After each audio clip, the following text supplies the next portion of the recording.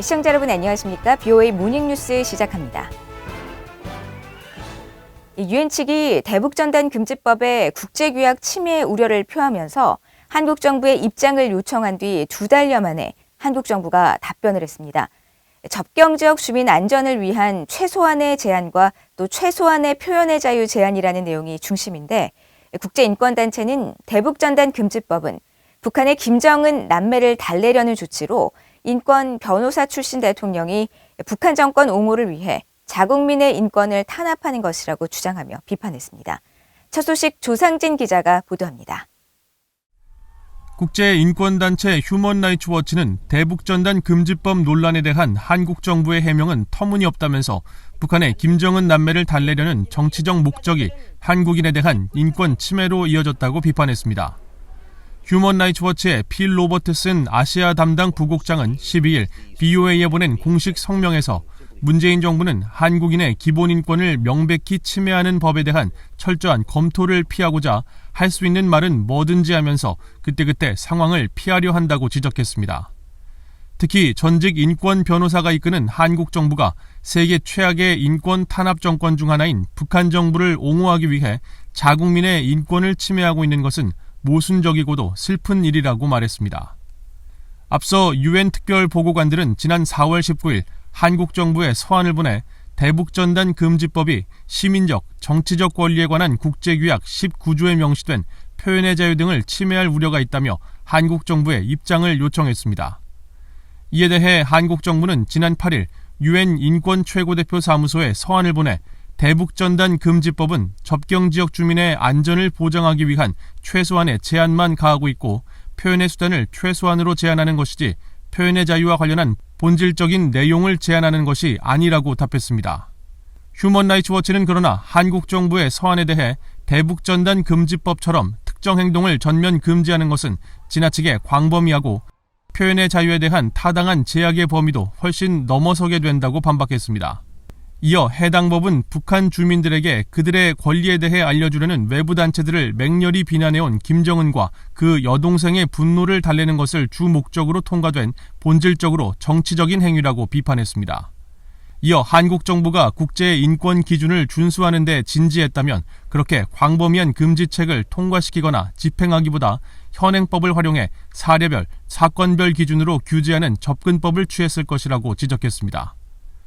북한의 억압적 체제와 인권 유린, 중국 내 탈북민 강제 북송 실태 등에 대해 심각한 우려를 표명해온 휴먼라이츠워치는 최근 들어 한국 문재인 정부가 이런 문제를 외면하고 있다며 한국에 대한 비판 수위를 높여왔습니다.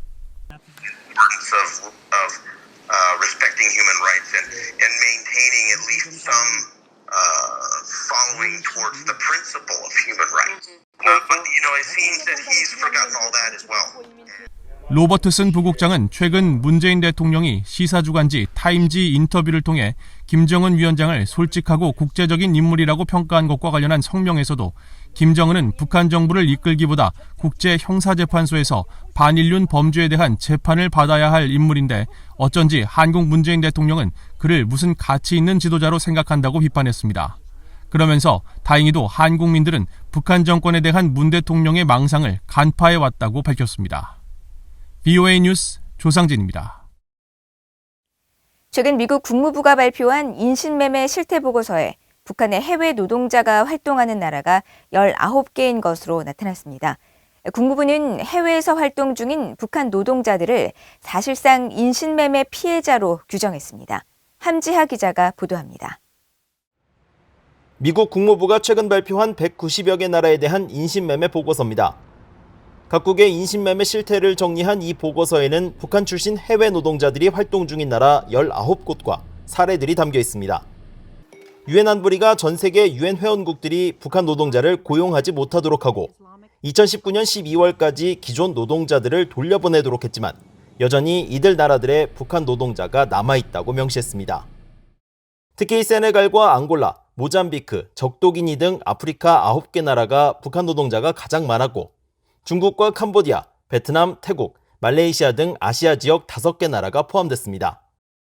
북한 노동자 문제가 가장 비중 있게 다뤄진 나라는 중국과 러시아입니다. 중국은 인신매매범들이 탈북민 여성들을 농업 분야와 가정, 공장 등의 강제 노동자로 투입하거나 나이트클럽과 주점에서 접대부로 일하게 하고 있고, 러시아에는 지난 1년 내내 북한 주민들이 입국했으며 이들은 비공식적으로 노동활동에 나선 상태라고 지적했습니다. 국무부는 북한 노동자 문제를 언급하며 북한 정권이 해당 국가에서 자국민을 강제로 노동 현장에 투입했을 수 있다는 문구를 달아 사실상 북한 노동자들을 인신매매 피해자로 규정했습니다. 이런 가운데 국무부는 12일 대량 학살과 잔혹행위 방지법 보고서도 공개하면서 북한의 해외 노동자 문제를 조명했습니다. 보고서는 특히 다른 제재 관련 조치와 더불어 재무부가 북한과 관련된 강제 노동을 다른 여러 나라에 수출하거나 지원하는 4개 기관을 제재 대상으로 지정했고, 다른 협력국들에게도 제재 제도를 채택하도록 권고한 사실을 강조했습니다. 국무부는 지난 2018년 미국 의회가 채택한 엘리 위젤 대량 학살과 잔혹 행위 방지법에 의거해 매년 관련 내용을 담은 보고서를 의회에 제출하고 있는데, 올해 보고서에는 군부 쿠데타로 인해 격렬한 시위가 벌어지고 있는 미얀마와 신장 위구르족에 대한 대량 학살 범죄가 발생한 중국 등에 대한 내용이 중점적으로 담겼습니다. These places represent some of the toughest foreign policy challenges on our agenda, and we'll keep working toward resolutions that reflect our commitment to human rights and democratic values. 블링컨 국무장관은 기자회견을 통해 이 같은 문제를 짚으면서 외교와 해외 원조, 조사, 금융 등 여러 도구를 활용해 전 세계 인권 문제에 압박을 가할 것이라고 밝혔습니다. BOE 뉴스 함지아입니다. 유엔이 북한을 또다시 식량 부족국으로 지정하고 약 86만 톤의 부족분을 수입이나 원조 등으로 충당하지 못하면 주민들이 혹독한 어려움을 겪을 수 있다고 경고했습니다. 또 북한 주민 42%에 해당하는 1,090만 명이 영양 부족에 시달려 전 세계에서 4번째로 높은 수준이라는 경고도 나왔습니다. 박형주 기자가 보도합니다. 유엔 식량농업기구 FAO가 최근 발표한 작황 전망과 식량 상황 분기 보고서에서 북한을 외부 지원이 필요한 45개 나라에 또다시 포함시켰습니다. 보고서는 특히 북한을 전반적으로 식량에 대한 접근이 어려운 국가로 분류하면서 대다수 인구가 적은 양의 식량 섭취로 고통받고 있으며 다양한 식품을 먹지 못하고 있다고 지적했습니다. 또 신종 코로나 바이러스의 세계적인 대유행으로 인한 여파 등 경제적 제약 때문에 북한 주민들의 식량 안보가 더 취약해졌다고 밝혔습니다.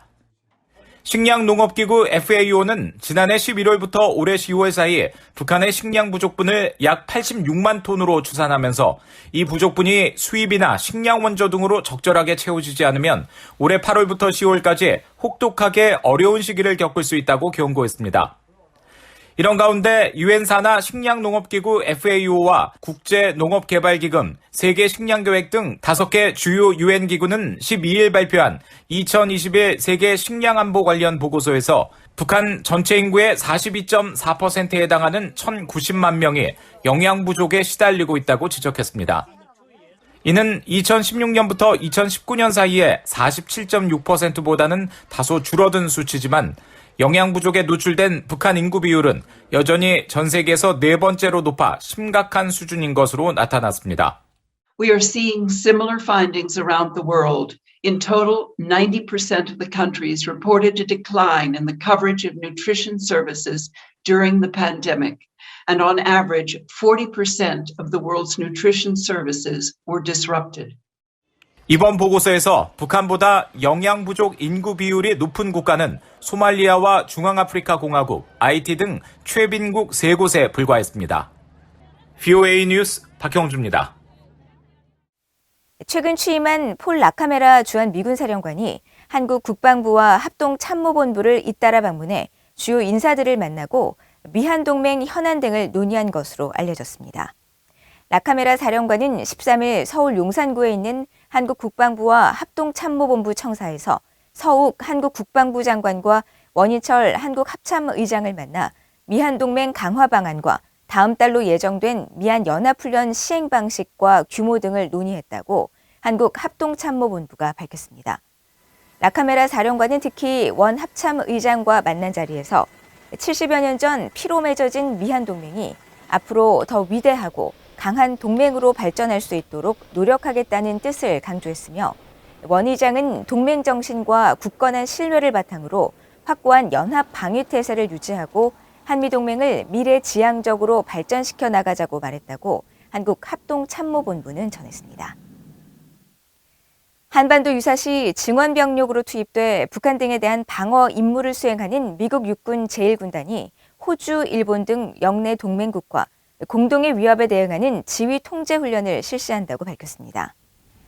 미국 태평양 공군사령부는 13일 보도자료를 통해 미국 육군 제1군단이 주관하는 포리저 20일 훈련을 지난 11일부터 다음 달 6일까지 호주, 일본군과 함께 호주 전역에서 실시한다고 밝혔습니다. 이번 훈련은 인도태평양 영내 동맹국과 상호 운용성을 강화하고 유사시 아태 지역 지상군을 재배치하고 지휘 통제하는 능력을 향상하는 데 목적이 있으며 육해공, 우주, 사이버에 걸친 모든 범위의 안보 위협에 대응하기 위한 것이라고 태평양 공군사령부는 설명했습니다. 미국 육군에서는 태평양 지역을 작전 범위로 하는 주일 미국 육군 제1특전단과 제82 공수사단 등 약 4천 명의 병력이 포린저 20일 훈련에 참가해 일본 육상 자위대와의 양자 공중작전과 실탄 사격 훈련, 이동 로켓 시스템 등 다양한 분야에서 훈련 현대화 작업을 함께 진행할 예정인 것으로 알려졌습니다.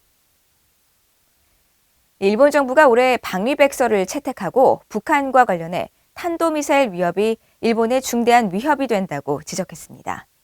일본 정부는 13일 스가 요시히데 총리 주재로 열린 강요회의에서 2021년 방위백서를 채택했으며 방위백서에는 북한에 대해 이미 일본을 사정권에 두는 노동과 스커드 ER 탄도미사일 수백 개를 보유하면서 탄도미사일에 핵무기를 탑재해 일본을 공격할 능력을 보유한 것으로 보인다고 명시했습니다.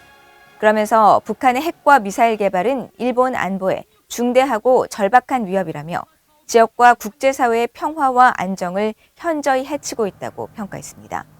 일본 방위백서는 또 한반도 정세와 일본을 둘러싼 안보 환경에 대해 일본과 한국 양국이 공통으로 직면한 안보 과제로 북한 핵과 미사일 문제를 지적했습니다. 이상으로 BOA 모닝뉴스를 모두 마칩니다. 시청해주신 여러분 고맙습니다.